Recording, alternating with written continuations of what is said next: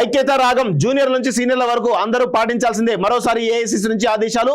10 ఏళ్ల వరకు అధికారంలో ఉండేలా వ్యూహం మీనాక్షి నటరాజన్ యాక్షన్ ప్లాన్ అంటూ చూస్తా ఉన్నాం. సో మీనాక్షి నటరాజన్ ఒక మంచి పనే చేస్తా ఉన్నారు. అందులో అందరం కూడా అప్రిషియేట్ చేయాలి. కానీ మాటల్లో ఉన్నంత ఆ పదును చేతుల్లో కనబడతలేదు అనేది వాస్తవం కనబడతా ఉంది. ఇక్కడ ప్రభుత్వాన్ని కాపాడుకోవాల్సింది ఎవరు?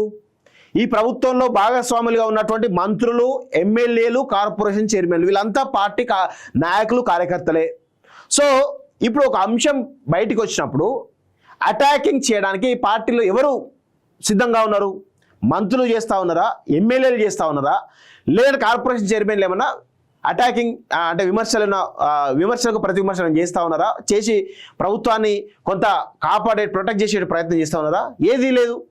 ఎవరికి వారే యమునా తీరే అన్నట్టుగా ఉంది. సో నేను ఎగ్జాంపుల్ చెప్తాను. బీసీ కులగణన పైన, బీసీ రిజర్వేషన్ల పైన స్థానిక సంస్థలు కావచ్చు, ఉద్యోగాల్లో కావచ్చు, లేదా ఉపాధి అవకాశాల్లో కావచ్చు, సో విద్యా అవకాశాల్లో ఈ 2 బిల్లులు వస్తే ఎక్కడ ఈ మంత్రులు కానీ, ఎమ్మెల్యేలు కానీ, కార్పొరేషన్ చైర్మన్లు కానీ, పార్టీ క్యాడర్ కానీ ఎక్కడ సంబరాలు చేసిర్రు? ఎస్సీ వర్గీకరణ జరిగింది, ఎందుకు సంబరాలు చేయలేదు? ఈ రెండు అసలు జనరల్గా జరగవు. ఎవరు అంత డేర్ చేయరు. సరే మీరు చేసిర్రు, అప్రిషియేట్ చేయాల్సిందే. మరి పార్టీ క్యాడర్ ఏం చేస్తున్నట్టు? మాలాంటిలో మాట్లాడుతున్నాం, పార్టీకి సంబంధం లేని వాళ్ళం. ఎందుకంటే మంచి అనాలి, చెడు కాబట్టి చెప్తా ఉన్నాం. సో మీరు ఎందుకో గాల్లో మేడలు కడుతున్నారేమో అనేటువంటి దాంట్లో మాకైతే ఒక బలమైనటువంటి అభిప్రాయం అయితే ఉంది. మీనాక్షి నటరాజన్ గారు, ఇది కాదు. మీరు పార్టీని మంత్రులతో సహా, ముఖ్యమంత్రి నుంచి మొదలెట్టుకుని మంత్రులు, ఎమ్మెల్యేలు, కార్పొరేషన్ అందరూ కూడా సమాయత్తంగా ఉండాలి, సమన్వయం చేసుకుంటూ పోవాలి. ఆ సమన్వయ లోపం కనిపిస్తూ ఉంది. పొంగులేటి శ్రీనివాసరెడ్డి ఓ దారి, భట్టి విక్రమార్క ఒక దారి, జూపల్లి కృష్ణ మరో దారి, కోమటిరెడ్డి వెంకటరెడ్డి ఇంకొక దారి, దామోదర నరసింహ అసలు ఆయన బయటికే రాడు, కొండా సురేఖ పరిస్థితి కొండా సురేఖదే, సీతక్క పరిస్థితి సీతక్కదే. ఇట్లా మంత్రులు శ్రీధర్ బాబు, సరే ఒక మంచి ఆయన ఒక్క నాకు కొంత వర్క్ చేస్తూ శ్రీధర్ బాబు, రేవంత్ రెడ్డి, పొన్నం ప్రభాకర్, కొంత వీళ్ళు ముగ్గురు వర్క్ చేస్తున్నట్లయితే కనబడతా ఉంది. దానిలో కూడా లోపాలు చాలా ఉన్నాయి. పొన్నం ప్రభాకర్ చెప్పేటేమో మంచిగా చేస్తూ ఉన్నాడు, కానీ ఇక లోపల పార్టీలో ఉన్నట్టు అంతర్గతంగా పార్టీలో ఉన్నటువంటి వాళ్ళని తొక్కేటువంటి ప్రయత్నం చేస్తూ ఉన్నాడు. అది అందరు కనబడుతూనే ఉన్నది. సో ఇట్లా తుమ్మల నాగేశ్వరరావు ఆయన పరిస్థితి ఆయనదే, ఆయన దారి ఆయనదే. సో ఎవరికి వారే యమునా తీరే అన్నట్టుగా మంత్రులు ఉన్నారు. సో నేను ఒకటే చెప్తాను మీనాక్షి నటరాజన్ గారికి, మంత్రులకు సంబంధించినటువంటి ఇప్పుడు పెండింగ్ మంత్రులు ఉన్నాయి, 6 ఉన్నట్టున్నాయి. మరి వాటిని ఎందుకు ఫిల్ చేయట్లేదు? ఇమీడియట్ వాటిని ఫిల్ చేస్తే అయిపోతుంది కదా. సంవత్సరంన్నర దగ్గరికి వస్తూ ఉంది, ఇంతవరకు మీరు క్యాబినెట్ ఎక్స్పాన్షన్ చేయలేదు. ఇవన్నీ ఉన్నాయి, లోపాలు ఉన్నాయి. దానిపైన ఇమీడియట్గా చేస్తే బాగుండేది. ఇలా చేయకపోవడం వల్లనే ఇబ్బందులు ఎదుర్కొంటా ఉన్నారు. మీరు సమన్వయం చేసే ముందు ఫస్ట్ క్యాబినెట్ ఎక్స్పాన్షన్ చేయండి. ప్రతి దాంట్లో కూడా మరి ఎమ్మెల్యేలు, మంత్రులు ఈరోజు క్యాడర్ని కాపాడే ప్రయత్నం చేయాలి. క్యాడర్ ఎంత నిరుత్సాహంగా ఉన్నారు తెలుసా? ఈ ఎమ్మెల్యేలు, మంత్రుల చేతగాంతనం వల్ల క్యాడర్ మొత్తం కూడా నిరుత్సాహంగా ఉన్నారు. చాలా వాళ్ళని పట్టించుకుని నాదుడే లేడు. ఫస్ట్ మా జేబులు నిండాలనా అని చూస్తూ ఉన్నారు వీళ్ళంతా కూడా. ఎక్కడ కూడా పార్టీ నెక్స్ట్ ఎట్లా అధికారులు తీసుకురావాలి అనేటువంటి ఒక ప్రణాళిక లేదు. ఫర్ సపోజ్ ఒక భారతీయ జనతా పార్టీ గురించి నేను చెప్తాను. ఒకసారి మీనాక్షి నటరాజన్ గారు కానీ, కాంగ్రెస్ పార్టీ వాళ్ళు కానీ వినండి. ఈరోజు ఒక 5 సంవత్సరాల ముందే, ఇప్పుడు ఫర్ సపోజ్ మొన్న పార్లమెంట్ ఎలక్షన్ జరిగినాయి ఒక 6 నెలల క్రితం, ఏప్రిల్లో 8 నెలల క్రితం అనుకోండి. సో ఆ పార్టీ అప్పుడు ఏప్రిల్ మేలో జరిగినటువంటి పార్లమెంట్ ఎన్నికల తర్వాత ఇమ్మీడియట్గా మోడీ ఒక ప్రకటన చేసిండు. మేము 2028-29లో జరిగేటువంటి ఎన్నికల్లో మళ్ళీ అధికారం రాబోతాం, దానికి సంబంధించి కార్యాచరణ ప్రిపేర్ చేస్తున్నాం అని చెప్పేసి అన్నారు.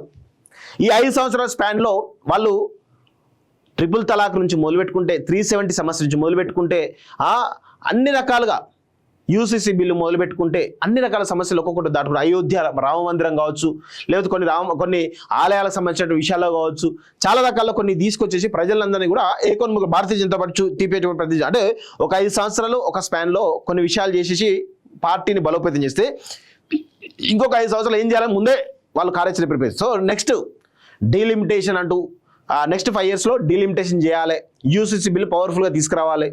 సో ఇట్లా మొత్తానికైతే వాళ్ళకు నెక్స్ట్ 5 yearsలో ఏం చేయాలని ముందే డిసైడ్ చేశారు. అందుకే భారతీయ జనతా పార్టీ కంటిన్యూగా గెలుస్తూ వస్తూ ఉంది. సో కాంగ్రెస్ పార్టీలో కూడా ఆ యొక్క కార్యాచరణ లోపించింది. నెక్స్ట్ 5 years ఏం చేయాలి? అధికారంలోకి 2028 ఎలక్షన్స్లో ఎన్నికలు జరుగుతూ ఉన్నాయి. సో ఇప్పుడు ఈ దాంట్లో ఏం చేయాలి? పౌర సమాజాన్ని ఎందుకు ఇన్వాల్వ్ చేసుకుంటలేరు? పౌర సమాజం మీ వైపు నిలబడుతుంది, కానీ పౌర సమాజాన్ని మీరు ఇన్వాల్వ్ చేసుకుంటారు, ఇటు తెలంగాణలో కావచ్చు, దేశవ్యాప్తంగా కావచ్చు. సో ఇట్లా చాలా రకాలుగా లోపాలు ఉన్నాయి. అది కేంద్రం ఏఐసిసి మొదలుపెట్టుకుంటే టీపీసీసీ వరకు కూడా ఈ లోపాలు ఉన్నాయి. దయచేసి దాన్ని మీరు అధిగమిస్తే బయటపడతారు, లేదంటే మాత్రం మిమ్మల్ని ఎవరు కూడా కాపాడలేరు అనేటువంటి దాంట్లో ఖచ్చితంగా చెప్పగలుగుతున్నాం. ఐక్యత రాగం జూనియర్ నుంచి సీనియర్ల వరకు అందరూ పాటించాల్సిందే. మరోసారి ఏఐసిసి నుంచి ఆదేశాలు. 10 ఏళ్ల వరకు అధికారంలో ఉండేలా వ్యూహం మీనాక్షి నటరాజన్ యాక్షన్ ప్లాన్ అంటూ చూస్తా ఉన్నాం. సో మీనాక్షి నటరాజన్ ఒక మంచి పనే చేస్తూ ఉన్నారు, అందులో అందరం కూడా అప్రిషియేట్ చేయాలి. కానీ మాటల్లో ఉన్నంత ఆ పదును చేతుల్లో కనబడతలేదు అనేది వాస్తవం కనబడతా ఉంది. ఇక్కడ ప్రభుత్వాన్ని కాపాడుకోవాల్సింది ఎవరు? ఈ ప్రభుత్వంలో భాగస్వాములుగా ఉన్నటువంటి మంత్రులు, ఎమ్మెల్యేలు, కార్పొరేషన్ చైర్మన్లు, వీళ్ళంతా పార్టీ నాయకులు, కార్యకర్తలే. సో ఇప్పుడు ఒక అంశం బయటికి వచ్చినప్పుడు అటాకింగ్ చేయడానికి పార్టీలో ఎవరు సిద్ధంగా ఉన్నారు? మంత్రులు చేస్తూ ఉన్నారా? ఎమ్మెల్యేలు చేస్తూ ఉన్నారా? లేదంటే కార్పొరేషన్ చైర్మన్లు ఏమన్నా అటాకింగ్ అంటే విమర్శలకు ప్రతి విమర్శనం చేస్తూ ఉన్నారా? చేసి ప్రభుత్వాన్ని కొంత ప్రొటెక్ట్ చేసే ప్రయత్నం చేస్తూ ఉన్నారా? ఏదీ లేదు, ఎవరికి వారే యమునా తీరే అన్నట్టుగా ఉంది. సో నేను ఎగ్జాంపుల్ చెప్తాను. బీసీ కులగణన పైన, బీసీ రిజర్వేషన్ల పైన స్థానిక సంస్థలు కావచ్చు, ఉద్యోగాల్లో కావచ్చు, లేక ఉపాధి అవకాశాల్లో కావచ్చు, సో విద్యా అవకాశాల్లో ఈ 2 బిల్లులు వస్తే ఎక్కడ ఈ మంత్రులు కానీ, ఎమ్మెల్యేలు కానీ, కార్పొరేషన్ చైర్మన్లు కానీ, పార్టీ క్యాడర్ కానీ ఎక్కడ సంబరాలు చేసిరు? ఎస్సీ వర్గీకరణ జరిగింది, ఎందుకు సంబరాలు చేయలేదు? ఈ రెండు అసలు జనరల్గా జరగవు, ఎవరు అంత డేర్ చేయరు. సరే మీరు చేసిర్రు, అప్రిషియేట్ చేయాల్సిందే. మరి పార్టీ క్యాడర్ ఏం చేస్తున్నట్టు? మాలాంటి వాళ్ళు మాట్లాడుతున్నాం, పార్టీకి సంబంధం లేని వాళ్ళం. ఎందుకంటే మంచి అనాలి, చెడు అనాలి కాబట్టి చెప్తా ఉన్నాం. సో మీరు ఎందుకో గాల్లో మేడలాడుతున్నారేమో అనేటువంటి దాంట్లో మాకైతే ఒక బలమైనటువంటి అభిప్రాయం అయితే ఉంది మీనాక్షి నటరాజన్ గారు. ఇది కాదు, మీరు పార్టీని మంత్రులతో సహా, ముఖ్యమంత్రి నుంచి మొదలుపెట్టుకుని మంత్రులు, ఎమ్మెల్యేలు, కార్పొరేషన్ అందరూ కూడా సమాయత్తంగా ఉండాలి, సమన్వయం చేసుకుంటూ పోవాలి. ఆ సమన్వయ లోపం కనిపిస్తూ ఉంది. పొంగులేటి శ్రీనివాసరెడ్డి ఓ దారి, భట్టి విక్రమార్క ఒక దారి, జూపల్లి కృష్ణరావు మరో దారి, కోమటిరెడ్డి వెంకటరెడ్డి ఇంకొక దారి, దామోదర నరసింహ అసలు ఆయన బయటికి రాడు, కొండా సురేఖ పరిస్థితి కొండా సురేఖదే, సీతక్క పరిస్థితి సీతక్కదే. ఇట్లా మంత్రులు శ్రీధర్ బాబు, సరే ఒక మంచి ఆయన ఒక్కట కొంత వర్క్ చేస్తూ శ్రీధర్ బాబు, రేవంత్ రెడ్డి, పొన్నం ప్రభాకర్, కొంత వీళ్ళు ముగ్గురు వర్క్ చేస్తున్నట్లయితే కనబడతా ఉంది. దానిలో కూడా లోపాలు చాలా ఉన్నాయి. పొన్నం ప్రభాకర్ చెప్పేటివో మంచిగా చేస్తూ ఉన్నాడు, కానీ ఇక లోపల పార్టీలో ఉన్నట్టు అంతర్గతంగా పార్టీలో ఉన్నటువంటి వాళ్ళని తొక్కేటువంటి ప్రయత్నం చేస్తూ ఉన్నాడు, అది అందరికి కనబడుతూనే ఉన్నది. సో ఇట్లా తుమ్మల నాగేశ్వరరావు ఆయన పరిస్థితి ఆయనదే, ఆయన దారి ఆయనదే. సో ఎవరికి వారే యమునా తీరే అన్నట్టుగా మంత్రులు ఉన్నారు.